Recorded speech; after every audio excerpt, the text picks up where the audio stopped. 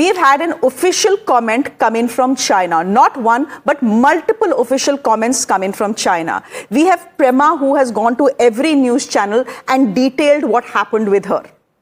But when it comes to India, we have only heard via sources. There is not even an official briefing by the MEA. Is this the response that is needed at this point of time? Because from what I can make out, this seems to be deliberate provocation, nothing else.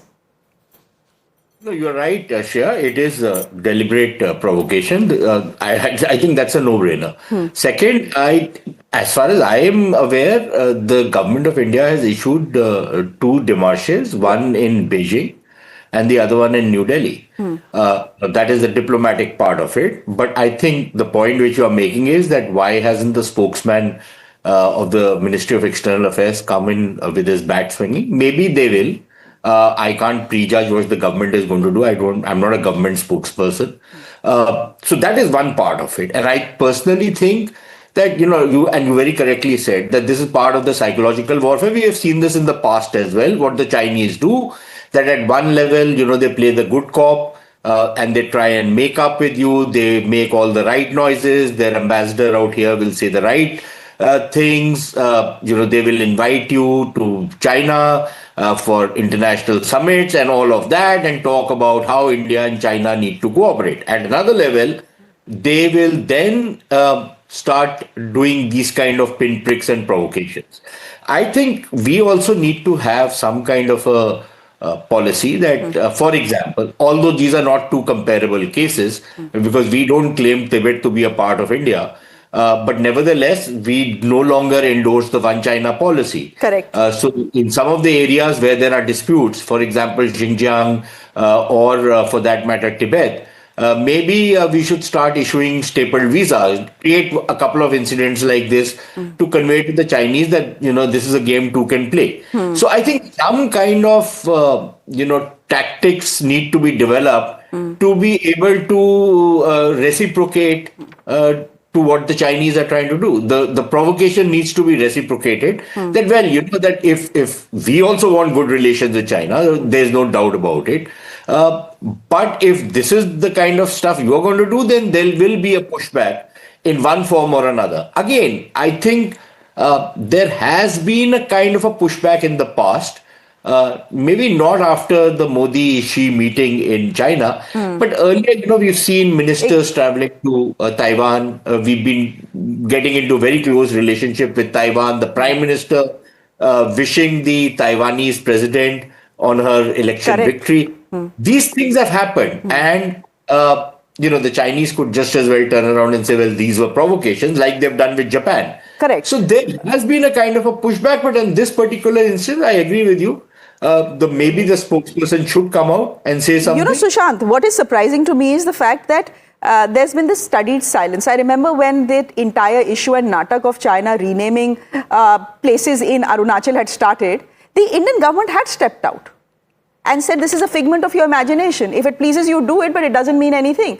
There was a strong response that had come in then. I'm just surprised that it has been more than 24 hours and we've not heard from the Indian government officially. But Shazia Ilmi, when the opposition is asking you a question about what they are calling a meek response, can your response, the BJP's response be, Congress ke paas muddon ki kami hai? Ye mudda nahi hai kya, Shazia? Of course it's an issue, it's a major issue and it's totally untenable. The Chinese position on Arunachal Pradesh is, we all know, it's completely skewed and wrong and nobody will tolerate it. As far as Indian government is concerned, we heard from Pema herself who said that the Indian officials who she managed to contact after a lot of negotiation that she had to that she had put in, they did reach out and they did try to help her. But the fact of the matter, and also there have been 2 démarches that have been launched, strong ones at that, and not everything is playing out in the open.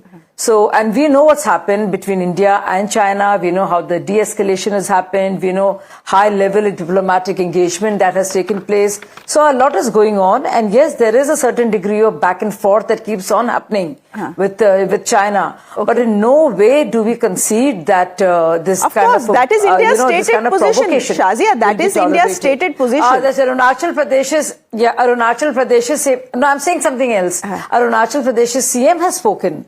And I'm sure MEA is seized of the matter, and a lot is going on that we do not know about. He has said this is an affront to every Indian's dignity. When both Shanghai if it is an affront to every Indian's dignity, which I think it is, then you need, and he's saying, I'm sure that the MEA and the Indian government is doing something about it. But what you need to do is hear from the MEA. Sushant, you want to come in very quickly, and then I'll bring in Sujata Paul.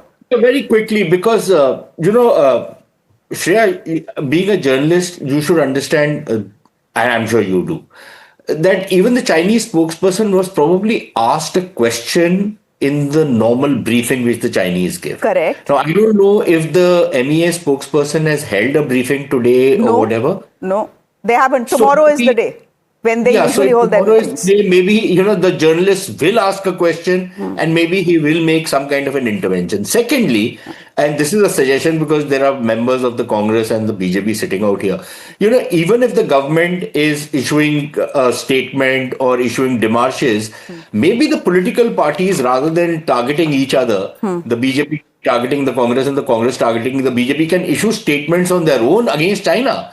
Against the policies that the Chinese have adopted. नहीं वो किया है सुशांत जी. I'm just I'm getting I'm not aware of that because I normally don't. I'm sure you have more academic things to do. We have to keep track of what every political party and their spokesperson is saying to see where exactly they stand. But Sujata ji, before I come to you, Sushant, just want to read this out to you. You have the official spokesperson of the Congress party who has put things out. She's saying कि इस पर भारत सरकार किसी भी सूरत में चुप नहीं रह सकती, मुंह तोड़ जवाब देना चाहिए.